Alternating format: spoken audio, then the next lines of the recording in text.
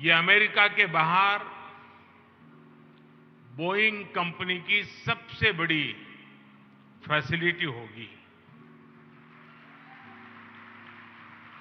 आज भारत के अंदर भारत के जो वजीर आजम है नरेंद्र मोदी, वो बेंगलुरु के अंदर एक बोइंग फैसिलिटी का इफ्तिताह कर रहे हैं। कहा जाता है कि ये सबसे बड़ी लार्जेस्ट बोइंग फैसिलिटी है। रिसर्च एंड डेवलपमेंट पर बहुत ज़्यादा फोकस किया जाएगा।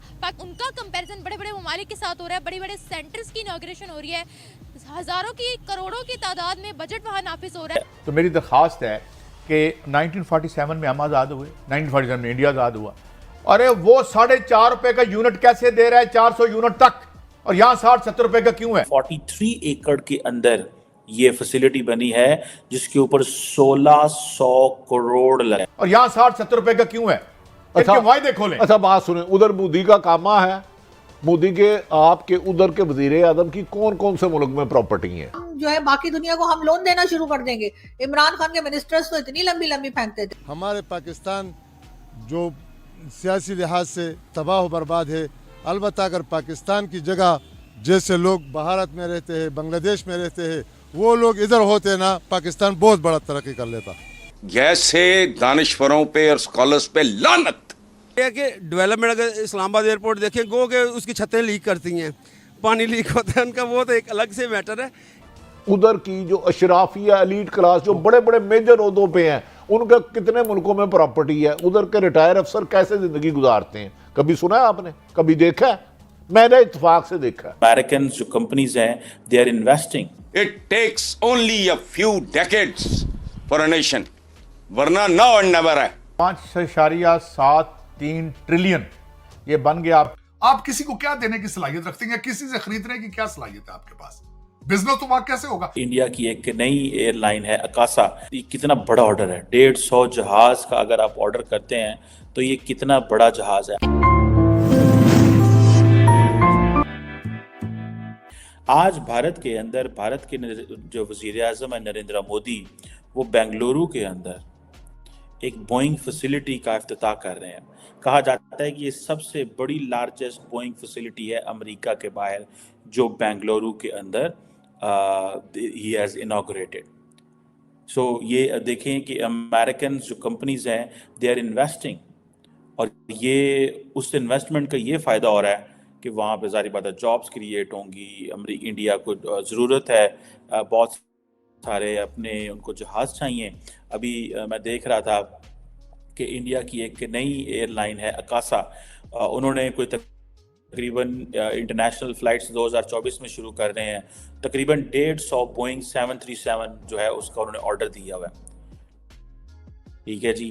अब आप इमेजिन कर सकते हैं कि ये जो अकासा का जो ऑर्डर है बोइंग का, और ये जैसे वो कहते हैं ना कि ये कितना बड़ा ऑर्डर है, 150 जहाज़ का अगर आप ऑर्डर करते हैं तो ये कितना बड़ा जहाज़ है।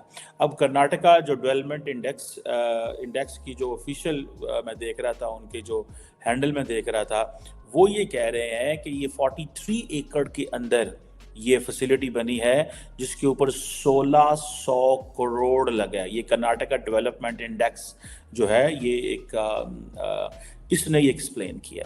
अब मज़े की बात ये है कि नरेंद्र मोदी ने इसका इफ्तिताह कर दिया। अमेरिका के बाहर सबसे बड़ी ये बोइंग की फैसिलिटी है, ठीक है जी। और दूसरी और इसमें अहम बात जो है वो ये है कि ये जो है ये जो इसका जो प्रोजेक्ट का जो ऑफिशियल नाम है वो Boeing India engineering and technology centre है, ठीक है जी।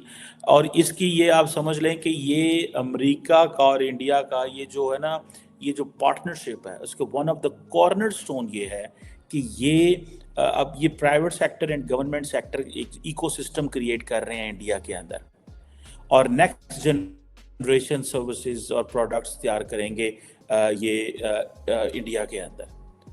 अब पाकिस्तान को तो इस चीज़ को समझना चाहिए कि हमने तो पीए का बड़ा गर्क कर लिया, हमारे पास तो कुछ भी नहीं है। इंडिया जो है उसको जितनी बड़ी आबादी है वो समझते हैं हम तो सारी की सारी जो अपना कस्टमर है, हम तो अपना कस्टमर सारे का सारा दे रहे हैं मिडिल ईस्ट को, तो हमें क्या ज़रूरत है अपने कस्टमर मिडिल ईस्ट को देने की? हम अपनी इंफ्रास्ट्रक्चर बिल्ड करें और उस इंफ्रास्ट्रक्चर बिल्ड करने के लिए उनको 3000 इंजीनियर्स यहाँ पे इस जगह काम कर रहे होंगे। 3000 इंडियन इंजीनियर्स। अब इसमें आर्टिफिशियल इंटेलिजेंस का इस्तेमाल होना है, इंडस्ट्रियल इंटरनेट ऑफ थिंग्स का इस्तेमाल होना है, machine learning, cloud computing, addictive manufacturing, model based engineering और पता नहीं क्या क्या है ऐसा जिसके ऊपर उन्होंने ये काम करना है। सो ये जो, और फिर ये जॉब्स जो क्रिएट करेगा, ये जो जॉब्स क्रिएट करेगा उसका तो आपको सोच भी नहीं सकते। ये तो मैंने आपको 3000 तो मैंने इंजीनियर बताए हैं जो वहाँ पे काम कर रहे होंगे, सिर्फ इंजीनियर। अब इंजीनियर्स के पीछे कितना सपोर्ट सिस्टम चाहिए, कितना स्टाफ आपको चाहिए होता है। सो हमें इन चीज़ों पे फोकस करना है कि we should not get dragged by conflicts. हमें कॉन्फ्लिक्ट से ड्रैग नहीं होना। पहले हमारे इंटरनल प्रॉब्लम है, कभी टीटीपी पाई जाती है सानू, कभी बलूचिस्तान में मसला बन जाता है, कभी इंटरनल पॉलिटिशियंस रौला डाल देते हैं, तबाही मचा देते हैं। ठीक है जी। अब इंडिया के अंदर वो उन्होंने अपनी चीज़ें मैनेज कर ली हुई हैं, दे आर वेरी केयरफुल, उनको पता है हमने क्या करना है।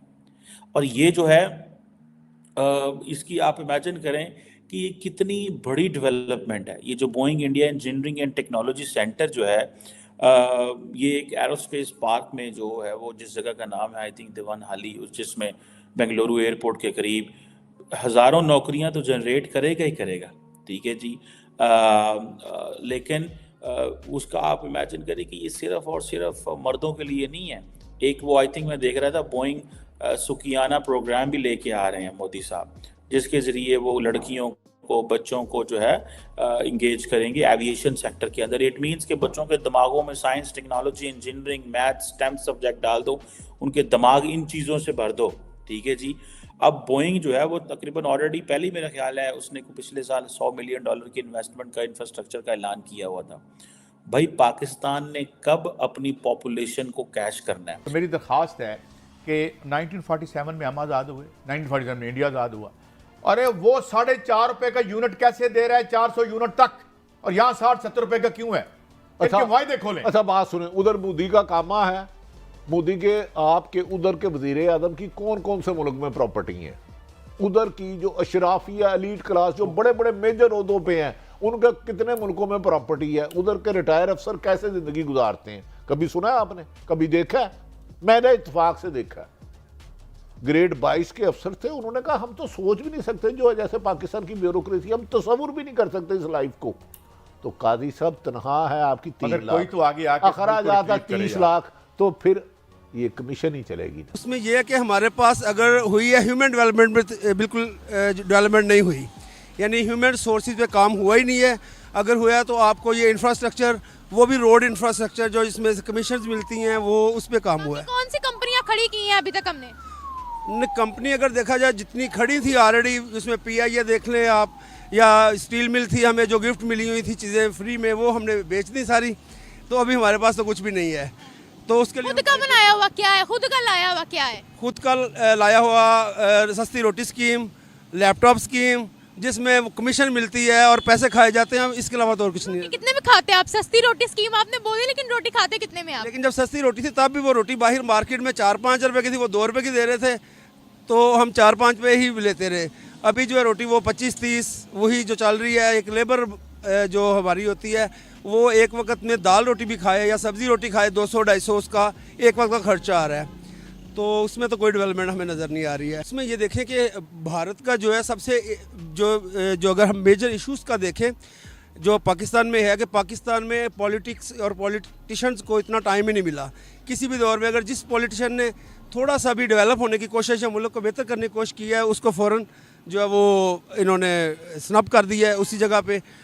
जय हिंद दोस्तों, जैसा आपने वीडियो में देखा कि बोइंग अपने एक ऑफिस बेंगलोर में बना रहा है, जो कि इंडिया में सबसे बड़ी ऑफिस होगी बोइंग की। यही नहीं, आपको बता दें कि यूएस के बाद बोइंग की सबसे बड़ी ऑफिस इंडिया में बनता देख पाकिस्तानी मीडिया काफी ज्यादा चीख रहा है। आपको बता दें कि बोइंग को अभी हाल ही एयर इंडिया और इंडिगो ने काफी बड़ा ऑर्डर दिया, जिसके तहत बोइंग इंडिया में अपने एक फैसिलिटी ऑफिस बना रहा है, जिसे देख करके पूरी दुनिया शॉक्ड हो गई। क्योंकि एक तरफ जहाँ पे भारत रोज नई नई तरक्की करता जा रहा है, वहीं दूसरी तरफ पूरे विश्व भर से ज्यादातर बड़ी बड़ी कंपनियां इस समय भारत के साथ बढ़ना चाहती हैं और भारत में नए नए ऑफिस बना रहे हैं। इसी की ताजा मिसाल यह है कि बोइंग ने भी अपना ऑफिस इंडिया में बनाया, वो भी बेंगलुरु में। बेंगलुरु में 1600 करोड़ रुपए की लागत से बना बोइंग का यह ऑफिस वर्ल्ड में दूसरा सबसे बड़ा बोइंग का ऑफिस होगा। आपको बता दें कि भारत की रोज तरक्की देख करके पाकिस्तानी मीडिया काफी ज्यादा चीखता रहता है, क्योंकि एक तरफ जहाँ पे भारत रोज नई नई तरक्की और नए नए डेवलपमेंट करता जा रहा है, वहीं दूसरी तरफ पाकिस्तान रोज दिन प्रतिदिन गरीबी से जूझता चला जा रहा है और आए दिन बहुत ज्यादा परेशानियों का सामना करना पड़ रहा है पाकिस्तानियों को। आपको यह वीडियो कैसा लगा कमेंट में जरूर बताओ और ऐसे ही मजेदार वीडियो देखने के लिए हमारे चैनल को सब्सक्राइब करना ना भूलें। जय हिंद, जय भारत।